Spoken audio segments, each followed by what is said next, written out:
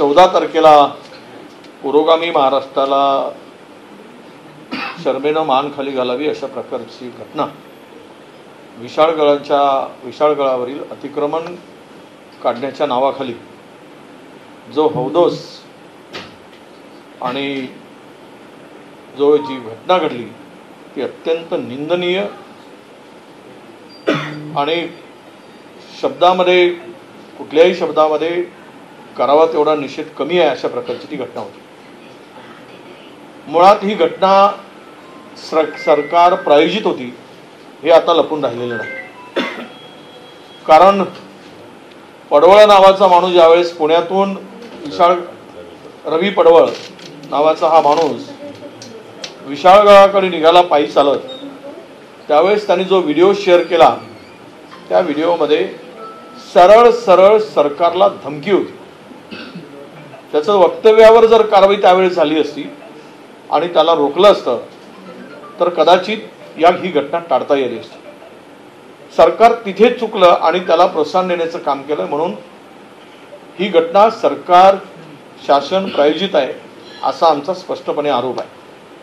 ही घटना ज्यावेळेस गेली 2 वर्षापासून विशाळगडातील अतिक्रमण काढण्यासंदर्भात जे कोर्टामध्ये प्रकरण होतं आणि मागच्या 6 महिन्यापासून रोज त्याची सुनावणी सुरू होती, म्हणजे दर महिन्याला, परंतु सरकारी वकील 6 महिन्यापासून तारखा घेत होता आणि वेळेत जात नव्हता। हे कोणाच्या इशाऱ्यावर तो जात नव्हता? तिथे विशाळगडावर असलेलं अतिक्रमण केवळ विशिष्ट धर्माचं नाही तर सर्व जातींच्या लोकांचं होतं, जे काही 150 लोकांचं अतिक्रमण होतं आणि सरकारने वेळीच ते काढलं असतं तर आता एजीचं मत घेऊन मुख्यमंत्र्यांनी आदेश दिल्यानंतर जे आज अतिक्रमण काढलं गेलं तर या घटना निश्चितपणे घडल्या नसत्या। पण सरकारी वकिलाला सुद्धा जाण्यापासून तिकडे थांबवलं गेलं आणि कोल्हापूर जिल्ह्यामध्ये पुरोगामी विचाराचे खासदार आल्यामुळं जातीवादी शक्तीच्या विचाराच्या पक्षाच्या पायाखालची वाळू सरकली आणि तिथूनच खऱ्या अर्थानं त्यांच्या मनामध्ये काहीतरी कट शिजायला सुरुवात झाली। जे शिवप्रेमीच्या नावाखाली ही घटना घडल्याचं त्यांचं नाव उल्लेख केला जातो, खरं तर मुळात शिवप्रेमी ही घटना करूच शकत नाही, हा अतिरेक ते करूच शकत नाही। ही जे कोणी आहेत हे ह्या अतिरेकाचा प्रकार आहे, हा अतिरेकापेक्षा कमी प्रकार नाही आहे। आणि ज्या पद्धतीनं खाली पायथ्याशी गडावरच्या अतिक्रमणाचा विषय असताना ज्या खालचं गाव जे होतं त्या गजापूर या गजापूर गावामध्ये पायथ्याशी 2 किलोमीटर 3 किलोमीटर असलेलं गाव, एकीकडे कलेक्टर आणि एसपी पायथ्याशी संभाजीराजेशी चर्चा करत होते, त्यांना ही माहिती होती आणि पोलिसांच्या हातात दंडुके होते त्या गजापूर गावामध्ये। त्यांच्या डोळ्या देखत इतका हिंसक त्या लोकांनी कृत्य केलंय, त्यामध्ये केवळ तेवढ्यावरच थांबले नाही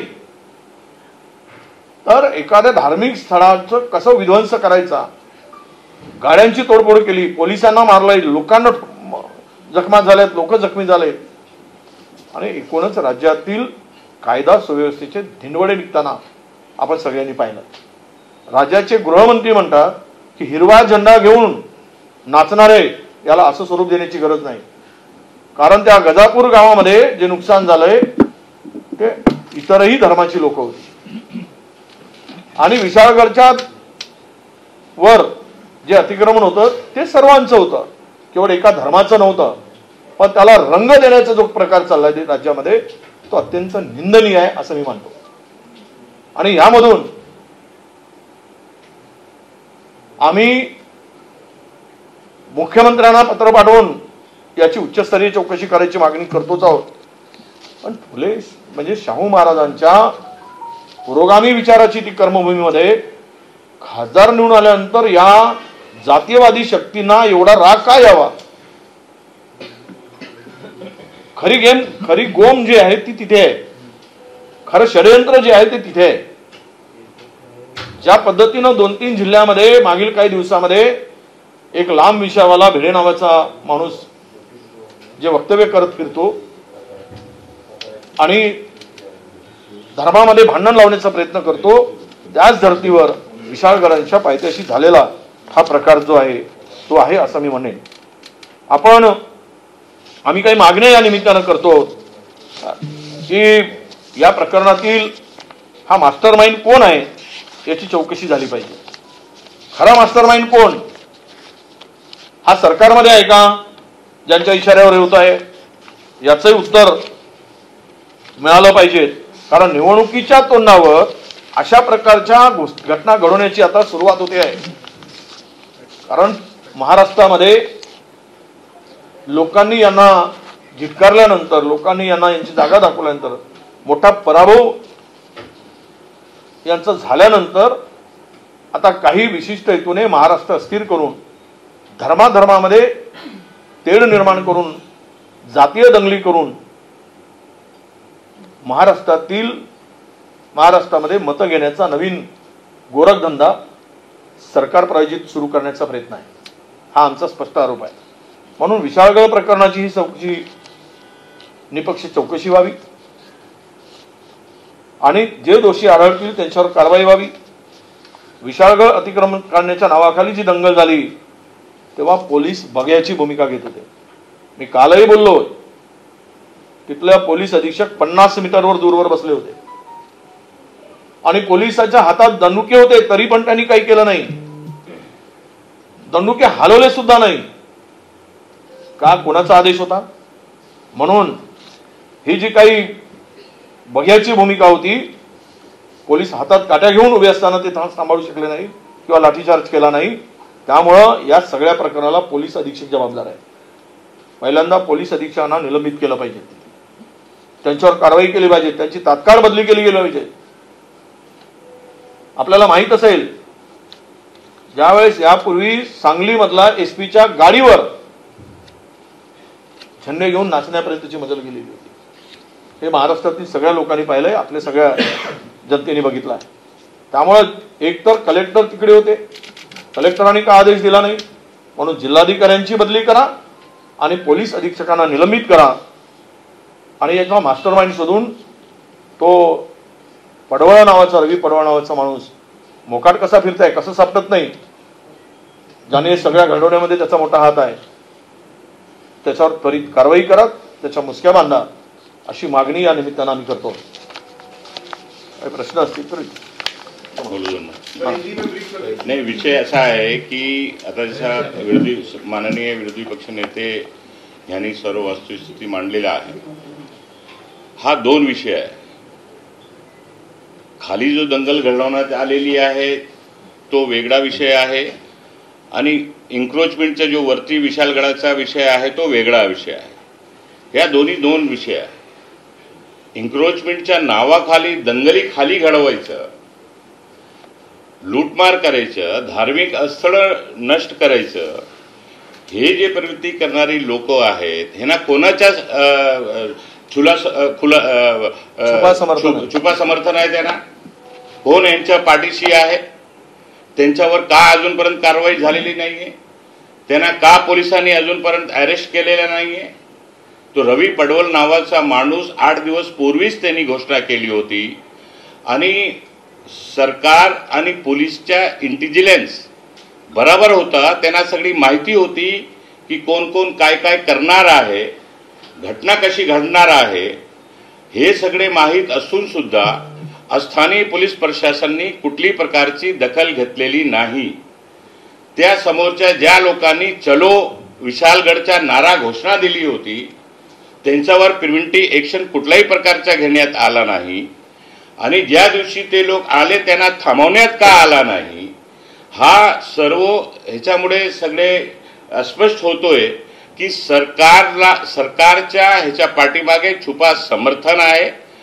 जसा इथे सांगण्यात आलाय की विजय भाऊनी जसं सांगितलं की हा निवडणुका तोंडावर असल्यामुळे आणि मागच्या लोकसभाच्या निवडणुकामध्ये त्यांच्या पायाखालची बाळू जे सरकलेली आहे आणि पुढच्या निवडणुकाला डोळे समोर ठेवून ही अशी प्रकारची दंगली घडवण्याची साजिश या राज्यामध्ये सुरू झालेली आहे। विशालगडमध्ये या गावामध्ये जी घटना घडली त्याच्या 4 दिवस अगोदरच नंदुरबारमध्ये एक मुफ्ती मौलवी यांच्या ठिकाणी जाऊन 8-10 लोकांनी तोंडावर कपडे टाकून त्यांना मारहाण केली, मॉब लिंचिंग केलेली तिथे, त्याच्या FIR गुन्हा त्या दिवशी तिथे दाखल झालेला आहे। तर अशा प्रकारची घटना वारंवार घडत आहे आणि ही घटना घडण्याची शक्यता आमच्या विधान परिषदचे काँग्रेस पक्षाचे गटनेते श्री बंटी पाटील यांनी 6 महिन्यापूर्वीच सांगितलं होतं की कोल्हापूरमध्ये अशा दंगली घडवण्याचा प्रयत्न आणि कट सुरू आहे। सरकारनी प्रशासनाने त्याच्यावर लक्ष दिला पाहिजे, दखल दिली पाहिजे आणि उचित कारवाई केली पाहिजे। या आमच्या नेत्यांनी स्थानिक तिकडच्या नेत्यांनी अगोदरच सांगितलं होतं। छत्रपती शाहू महाराजाची जो विचार आहे त्या विचाराला कालिमा पासण्याचं काम या लोकांनी केलेलं आहे। म्हणून आम्ही सर्वांनी त्याचा निषेध केलेलाच आहे। आमच्या सर्वांची मागणी आहे की त्वरित हिची उच्चस्तरीय चौकशी करावी, त्या विभागाचा जो SP आहे त्याला ताबडतोब निलंबित करण्यात यावी, जो पोलीस अधिकारी आहे त्यांना सर्वांना निलंबित करण्यात यावं आणि ज्या लोकांचा नुकसान झालेला आहे, ज्यांच्या घराचा तोडफोड जाळपोळ झालेला आहे त्यांना सरकारतर्फे मदत करण्यात यावी आणि त्यांच्या पुनर्वसन व्यवस्थित करण्यात यावा, ही आमची सर्वांची मागणी आहे। एक छोटा प्रश्न आहे, ही सर्व घटना झाल्यानंतर तुम्ही पोलीस महासंचालक यांची भेट घेण्यासाठी गेलात, मात्र मुंबई काँग्रेसमध्ये 2 गट आपल्याला पाहायला मिळाले। अरे त्याचा विषय पुढे आलाय, जे होते उपलब्ध ते गेले। आम्ही मुद्द्यावर या ना, तुम्हाला आहे घटना काय घडली, एक मिनिट, घटना काय घडली, दंगल झाली, त्यामध्ये कोण गेले, जे उपलब्ध होते ते गेले। विषय तुम्ही विषयांतर कशाला करता? मला असं वाटतं की या एक मिनिट, मला याच्यामध्ये थोडं बोलायचंय। मला असं वाटतं या घटनेकडे आपण खूप गांभीर्याने घेतलं पाहिजे। एकतर कोल्हापूर जिल्हा आहे, राजर्षी शाहू महाराजांचा जिल्हा, ज्यांनी आपल्या सगळ्यांना शिकवलं की काय पुरोगामी विचार असतो, प्रत्येक जाती धर्माच्या विद्यार्थ्याला शिक्षण मिळालं पाहिजे, म्हणून वसतिगृह निर्माण केली। आणि त्या जिल्ह्यामध्ये आज आपण बघितलं असेल तर सर्व धर्मीय मिळून आज शांतता रॅली काढतायत आणि यासाठी काढतायत की जी घटना झाली त्याचा सगळेजण निषेध करतायत। खरं तर ही घटना ही कोणाच्या राजवर्चस्वाखाली झाली हे तपासलं गेलं पाहिजे। दुर्दैवाने या घटनेमध्ये राज्य सरकारचा किती सहभाग आहे? जर कोर्टामध्ये केस आहे तर अतिक्रमण हटवण्याची एक प्रोसिजर असते, पण त्याच्या नावाखाली दंगल करायची, वर अतिक्रमण तोडण्याच्या नावाखाली त्या ठिकाणी कारवाई करायची आणि त्याच्यामध्ये ही कारवाई 8 दिवसापासूनची जी चर्चा सुरू आहे, ज्याच्याबद्दल आमच्या सन्माननीय बंटी पाटील साहेबांनी सांगितलेलं आहे। आज आम्ही विरोधी पक्ष नेत्यांबरोबर यासाठी बसलेलो आहोत की राज्य सरकारवर किती विश्वास ठेवावा, हा आता आमच्यासमोर प्रश्न निर्माण झालेला आहे।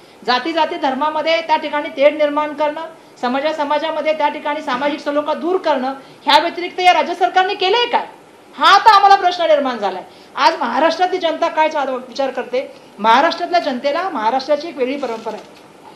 पुरोगामी आणि प्रगत महाराष्ट्रामध्ये सामाजिक सलोखा आणि जातीय भेद मिटवण्याचं काम समाज सुधारकांनी आणि महाराष्ट्राच्या महापुरुषांनी केलेलं आहे आणि म्हणून आम्ही आज अपेक्षा ही करतो की याच्यावरती ही त्वरित कारवाई केली पाहिजे। हा प्रश्न आम्ही यासाठी उपस्थित करत आहोत की दुर्दैवाने आम्ही बघत आहोत की त्या ठिकाणी पोलीस अधीक्षकाची सुद्धा जे आहे ते सस्पेंड झालेलं नाहीये, कलेक्टरची बदली झालेली नाहीये, पुनर्वसन लोकांचं झालेलं नाही आणि कुठल्याही तऱ्हेची राज्य सरकारच्या वतीने कारवाई झालेली नाही आणि कानाडोळा करण्याचा जो प्रकार चाललाय, लोकांचा आवाज म्हणून आम्ही या ठिकाणी आलेलो आहोत। त्यामुळे मला वाटतं या प्रश्नाचं गांभीर्य आपण सगळेजण चांगल्या तऱ्हेने समजताय। ज्या तऱ्हेने एक वातावरण तयार करण्याचा प्रयत्न चाललेला आहे आणि स्पेसिफिकली ह्या इलेक्शनच्या नंतर एक वातावरण करण्याचा प्रयत्न चाललेला आहे, लोक सगळं समजतात, लोकांना सगळं समजत आहे, पण महाराष्ट्रातले आम्ही जनता म्हणून आम्ही सगळेच या ठिकाणी प्रश्न मांडतो। पण आज महायुतीतले एक घटक पक्ष अजित पवार तिथं पोहोचतात आणि महायुतीचे इतर नेते मात्र त्या ठिकाणी पोहोचत नाही। कुठेतरी संदेश द्यायचा प्रयत्न आहे की अजित पवार जे आहेत ते या विचाराशी संबंधित आहेत, आम्ही इकडनं दुसरं हिंदू आणि मुस्लिम अशा पद्धतीचं 2 वेगवेगळे विभाजन नाही, अद्याप तरी इतकी मोठी घटना झाल्यानंतर त्या मुख्यमंत्री किंवा उपमुख्यमंत्र्यांनी जाणे अपेक्षितच आहे।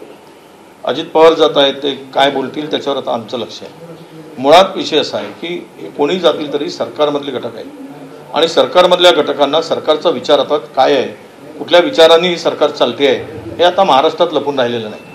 कोण काय पुरोगामी विचाराचा दिखावा केला त्याला अर्थ राहणार नाही, कारण तुम्ही कुणाच्या इशाऱ्यावर या सरकारमध्ये आहात आणि कुणाच्या इशाऱ्यावर सरकार चालवत आहे हे लपून राहिलेलं नाही। त्यामुळे किती बुरखा पांघरला तरी तो टराटरा फाटणार आहे, हे लपून राहणार नाही। मुळात कशी असं आहे की गजापूर नावाच्या गावाचा काही संबंध नव्हता, जसं नचिबाने म्हणाले. काय संबंध होता? अतिक्रमण वरचा होता आणि गाव उद्ध्वस्त तुम्ही खालचा करताय पायथ्याशी 4 किलोमीटरवरचा. हे जे पाप झालं हे जाणून बुजून झालेलं आहे, टार्गेटेड झालेलं आहे आणि अशा घटना पुन्हा होतील. त्यामुळं यावर आमच्या वर्षातही म्हटलं, त्यामुळं सरकारच्या कामावर, सरकारच्या नीतीवरच प्रश्नचिन्ह आहे, सरकारच्या नियतीवर प्रश्नचिन्ह आहे. विश्वास कोणी ठेवायचा महाराष्ट्रातील जनतेने? पुरोगामित्वाला डाग लावण्याचं पाप अलीकडे 10 वर्षात सुरू झालेलं आहे. हे नाव शाहू फुले आंबेडकरांचं घेतात, छत्रपती शिवरायांचं घेतात. शिवरायांनी तर अनेक मशिदींना मदत केलेली आहे, त्यांचं महिना बांधून दिला त्यांच्या याच्यासाठी. हे सगळा इतिहास आहे. कधी महाराज कधी कुठल्याही धर्माच्या विरुद्ध नव्हते, सर्व धर्माला घेऊन महाराजांनी ते स्वराज्याची स्थापना केली. पण त्याला अशा पद्धतीनं, म्हणून त्यांचे वारस जे आहेत त्या वारस त्याच लाईनीत चालत आहेत, त्याच विचाराने पुढे जात आहे. जो महाराजांचा विचार होता छत्रपती शिवरायांचा, तोच विचार शाहू आमचे महाराजांचा आहे. म्हणून त्यांनी जी भूमिका मांडली ती स्पष्ट होती. आज जे काही कोल्हापुरात सर्व पक्षीय, सर्व जातीय धर्मीय लोकांनी शांतता मार्गाने लॉंग मार्च काढलेला आहे, तो त्याचाच एक प्रतीक आहे की यातील सामाजिक सौहार्द टिकलं पाहिजे, राहिलं पाहिजे, त्याला डाग लागता कामा नये. वारंवार तुम्ही म्हणताय राज्य सरकार ह्याच्यामध्ये राजकारण करत आहे. तुमचेच खासदार शाहू महाराज ज्या वेळेला तिथे गेले, मुसलमानांची त्यांनी भेट घेतली, त्यांनी हात देखील जोडले त्यांच्यासमोर. आता त्याच्यावरती टीका केली जात आहे की काँग्रेसला केवळ मुसलमान मतं मिळाली म्हणून शाहू महाराज तिथे जाऊन त्यांची माफी मागतायत. त्यामुळे हे कुठलं काँग्रेसचं राजकारण? हे बघा, याला हेच तर सरकार पुरस्कृत यासाठीच म्हटलं आहे. तुम्हाला हे फेक नेरेटिव्ह जे चाललंय की महाराजांच्या नावाने, महाराजांनी हाताला कान लावून माफी, ती काय म्हणत होती महिला माहितीये? एक महिला म्हणत होती, तिकडे आवाज कमी येत होता, माझ्या कानातील, जरा स्पष्ट ऐका, त्या कानातील ती चोरी, त्या कोणीतरी तिच्या कानातील हे असतात ते पळून नेलेत, चोरलेत, हे सुद्धा सांगत होती. माझ्या कानातील सुद्धा ठेवले नाही. तर ते ऐकताना म्हणलेत कानातील गेले का, असं महाराज म्हणत होते. आणि त्याला त्या पद्धतीनं यांची नीतीच ती आहे, खोटं बोलून दिशाभूल करणं आणि जातीय सलोखा बिघडवणं हे यांच्या रक्तातच आहे, शिकवणच ती आहे. त्यामुळे त्यामध्ये अधिक बोलण्याची गरज नाही असं मला वाटतं.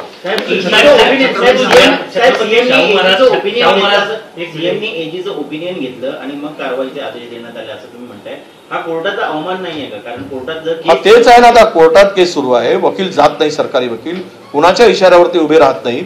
हा निकाल त्यावेळेसच लागला असता आणि अतिक्रमणच करायचं होतं. आज तुम्ही घाई केली ही सगळी घटना घडल्यानंतर, तर ते पूर्वी करू शकला असतात एजीचं हे घेऊन. आता ते कोर्टाचा अवमान आहे, कोर्ट बघेल, कोर्टात केस आहे का. कोर्टाचा अंतिम निकाल येऊसपर्यंत त्या अतिक्रमणांवरती कोणती कारवाई न करावी असं कोर्टानेच सांगितलेलं होतं. हो, ती कारवाई सोडून हे जे 150 घरं होती त्यावर त्यांची मागणी होती. 150 काही लोक राहतात, त्या सर्व जातींची लोक आहेत, सर्व धर्मांची लोक आहेत, त्या एकाच समाजाची लोक आहेत असं नव्हे. तिथे काही घरं यांचे आहेत, काही घरं त्यांचे आहेत, इतर दुसऱ्या धर्मांची लोक आहेत, वेगवेगळ्या धर्माच्या लोकांची घरं आहेत. पण ती काढत असताना तुम्ही ही प्रोसिजर आज अवलंबली, तेच तेव्हाही करू शकला असतात आणि विषय संपला असता. तुम्ही पायथ्याशी जे काही चर्चा चालली होती, वर जाऊ देत नाही म्हणून दुसरं गाव बेचिराग करताय, दुसऱ्या गावातील लोकांना मारहाण करताय, गाड्या जाळताय, सिलेंडरचा स्फोट करून घर जाळताय आणि एखाद्या धार्मिक स्तरावर जाऊन नाचताय. हे लाज वाटायला नको. हे महाराष्ट्राची मान शर्मेने घालणार कृत्य नाही आहे. अरे त्यावेळेस बाबरी मस्जिदच्या वेळेस सुद्धा अडवाणींनी माफी मागितलीच की. तुम्ही तो इतिहास आहे की समोर, जाहीर माफी मागितली. आणि ह्याला असं स्वरूप द्यायचं आणि फेक नेरेटिव्ह तयार करायचं ज्याचे संबंध नाही, हा प्रकार सुरू आहे. निवडणुका जवळ आल्या की प्रत्येक वेळी आता महाराष्ट्रात, म्हणजे आधी भारतात दिसायचं अनेक वेळा, पण आता महाराष्ट्रात सुद्धा धार्मिक राजकारण करताना पाहायला मिळत आहे. कसं बघतात ह्या सगळ्या घटनेकडे? मागच्या निवडणुकीला झालं 2014 पासून काम झाले, सुरू झाले, त्याकडे तुम्ही कसं बघता? त्यांना माहिती आहे महाराष्ट्र पेटवून यांना मतं घ्यायची आहे. मृताच्या टाळूवरील लोणी खाण्याची यांची जी सवय आहे, त्याशिवाय यांना मतच मिळू शकत नाही. म्हणून जातीय तणाव वाढवायचा आणि तणावातून फायदा घ्यायचा. मागच्या वेळेचा एक पश्चिम महाराष्ट्रामध्ये 2-3 जिल्ह्यात यश आलं, ते काय होतं, त्याच्या मागची स्टोरी काय होती, आणि आज ते बदललंय. त्या बदलल्यामुळे पुन्हा सुरू केलंय. खासदार शाहू महाराज यांनी पुत्र संभाजीराजे यांनी विशाळगड चलो असा एक नारा दिला होता आणि तो नारा नंतर अशा प्रकारची दंगल होती. यामध्ये काही संबंध आहे असं वाटतं का? काय तो नारा चुकीचा होता? छत्रपती शाहू महाराजांनी त्या संदर्भातली भूमिका मांडताना स्पष्ट सांगितलं. ते स्पष्टपणे म्हणले की पुरोगामी विचाराच्या, आणि आमची पण मागणी तीच, पुरोगामी विचार हा जपला पाहिजे संभाजीराजेंनी. जर राजांचे वंशज म्हणून तो विचार त्यांनी घेतला, तो जपण्याची त्यांची गरज आहे आणि त्यांनी तो जपावा त्यासाठी प्रयत्न केले पाहिजे. त्यांनी ज्यावेळेस हे केलं की जाणार आहेत म्हणून, त्यावेळेस जर सरकारने चर्चा घडवून आणली असती आणि चर्चा झाली असती, त्यावर काही मार्ग निघाला असता तर ही घटना घडली नसती. छत्रपती संभाजी महाराजांनी एक मुद्दा म्हटलेला आहे की या गोष्टीचं, या घटनेचं कोणी समर्थन करत नाही, ते सुद्धा त्याला निषेधच करताय. मात्र भटकलचा जो विषय त्यावरती सरकार पण बोलायला तयार नाही, विरोधी पक्ष नेते पण बोलायला तयार नाही. मी बोललो आहे, मी बोललो आहे. तुम्ही माझं स्टेटमेंट कदाचित माहिती घ्या. भटकळचा काय जावईसो आताच लागला काय? आतापर्यंत झोपले होते काय पोलीस? काय माशा मारत होते? आणि ही दंगल झाली त्याला जोड म्हणून भटकळचा विषय काढताय. म्हणजे तुम्ही भटकळा नाही, हे भटकवण्याचा विषय आहे भटकळच्या नावाखाली.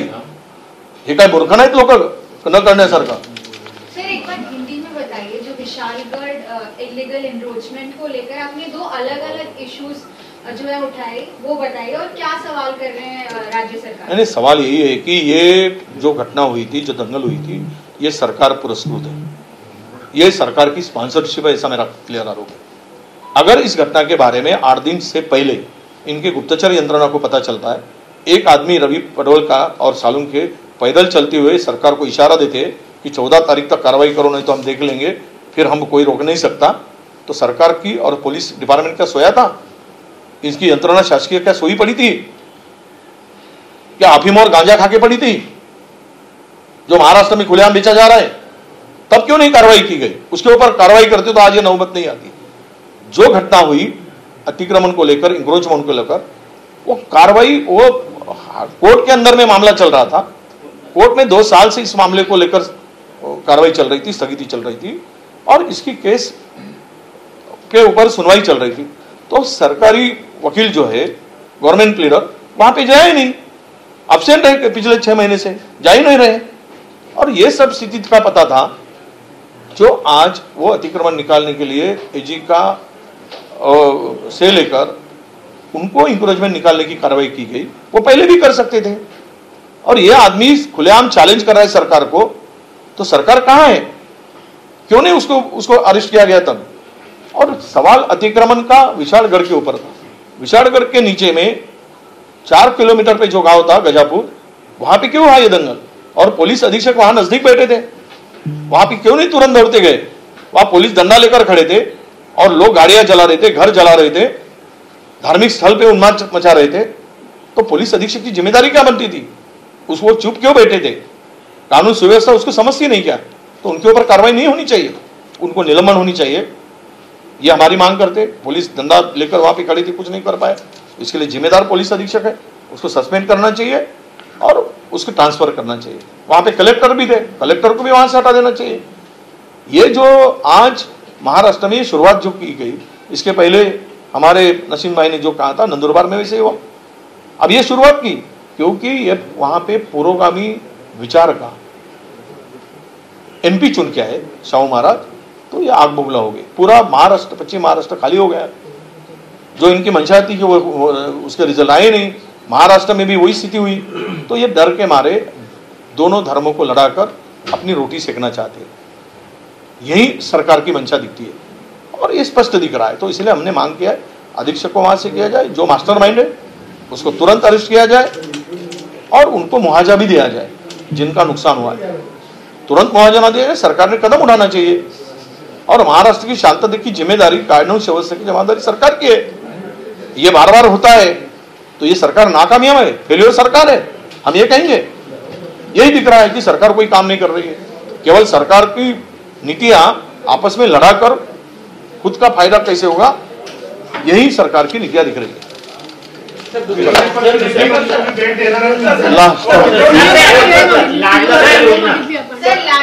आम्ही सीएमला वेळ मागितले, आम्ही सीएमला भेटणार आहोत, त्याचं पत्रही देतोय.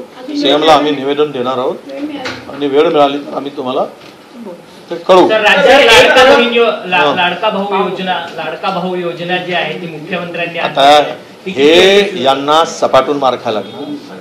यांची इज्जत महाराष्ट्रात संपली आहे. इज्जत कवडीची राहिली नाही.